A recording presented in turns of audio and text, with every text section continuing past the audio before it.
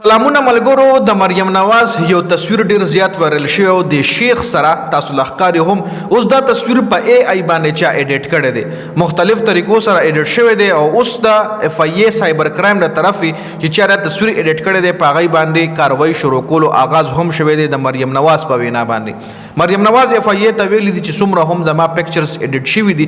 د ای آی په ترو باندې یا همداسې ایډیټ شوي دي نو چې چا ایډیټ کړي دي هغه اوس راوباسئ او په هغې باندې کاروائی وکړئ دا تاسو له معلومه نن سبا د ای آی دور د آرټیفیشل انټیلیجنس تصویران وي اکثر به تاسو کتلی وي ریکارډ دا ویډیوز اکثر ایډیټ شوي کلاډیان یو بل سره په جګړه شي یا یو تصویر بل تصویر ته ورغاړه وځي نو دغه رنګ د مریم نواز دا تصویر هم چا ورغاړه وباسلی دی یو بل مختلف قسم هغه انټیلیجنس آرټیفیشل انټیلیجنس د ای آی چې کوم افیکټ دي هغې پې امپلیمنټ کړي دي نو په هغې اوس مریم نواز په ایکشن کې راغلی ده او اف آی ای سائبر کرائم ته ویلي دي چې د دې انویسټیګیشن وکړي او دا کسان راوباسئ چې چا دا کار کړی